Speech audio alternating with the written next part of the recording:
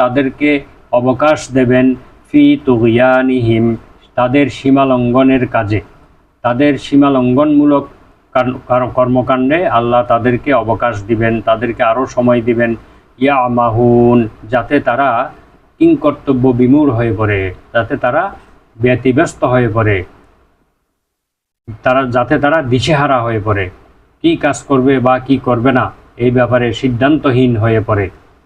এই জন্যই আল্লাহ তাদেরকে সময় দিবেন।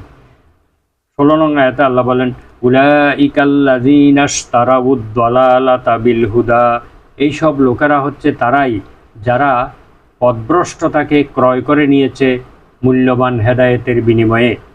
হেদায়েতের বিনিময়ে তারা পথভ্রষ্টতাকে ক্রয় করে নিয়েছে। ফামা রবিহাত তিজারাতুহুম, তাদের এই ব্যবসা লাভজনক হয় নাই।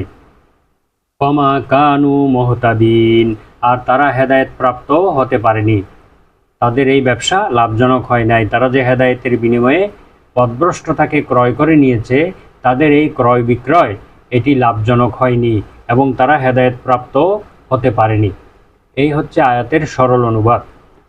তো এই প্রথম আয়াতটি 13 নম্বর আয়াতটি নাজিল হয়েছে মুনাফিকদের সর্দার আবদুল্লাহ ইবনে উবাই ইবনে সলুলের সম্পর্কে।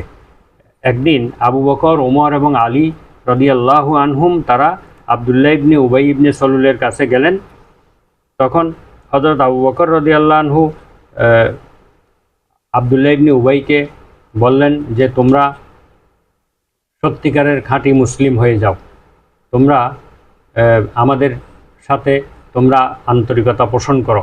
তখন আবদুল্লাহ ইবনে উবাই বলল, আবু বকর, ওমর এবং আলীর আগমন শুভ হোক। এটা শুনে হযরত আলী রাদিয়াল্লাহু আনহু বললেন, আল্লাহকে ভয় করো, তোমার মুনাফিকি পোষণ করো না, মুনাফিকি পরিহার করো, খাঁটি ইমানদার হয়ে যাও। তো এই কথা বলে যখন তারা চলে গেলেন, তখন আবদুল্লাহ ইবনে উবাই তার অনুসারীদেরকে বলল যে মুসলমানদের সঙ্গে দেখা হলে তোমরা এইভাবেই কথা বলবে, আমি যেভাবে তাদের সঙ্গে কথা বলেছি তোমরাও সেভাবে কথা বলবে।